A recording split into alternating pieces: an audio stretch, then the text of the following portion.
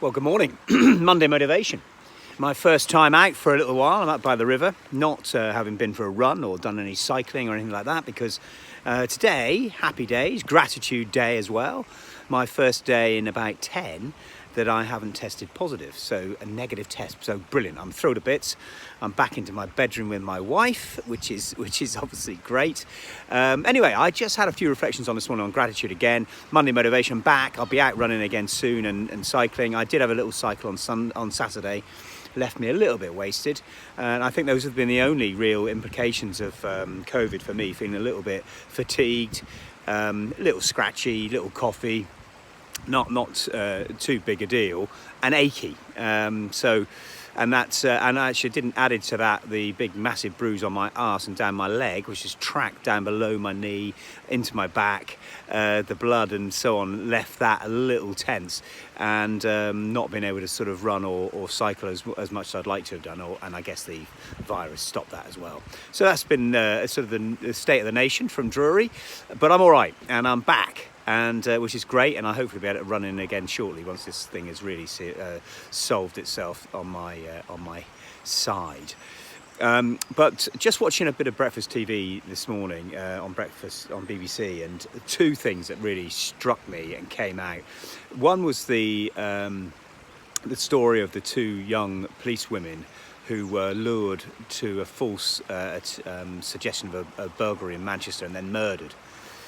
And the father of one of the girls, Nicola, what an amazing, inspiring guy, and what a story. But their efforts to try to bring a posthumous medal to all those emergency services who've been killed on operations, or killed in action, if you like. And I absolutely support it. And it was something that was mentioned then about the Elizabeth Medal, which I wasn't aware of. That shows how ignorant I am. But in 2009, that was brought in for to provide a medal, a recognition to former servicemen and women who've been killed on operations, and given to their families to wear both formally and informally with a miniature.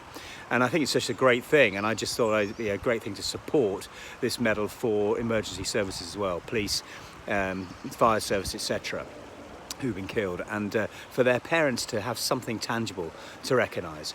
So that was the first thing. And the second thing was this amazing woman who was burned in a coach crash, coming back from a skiing holiday, I think, and burned 97% burned, and then just fought her way back through thousands of, hundreds of operations, and somehow survived, being in an induced coma for 3 months, being in hospital for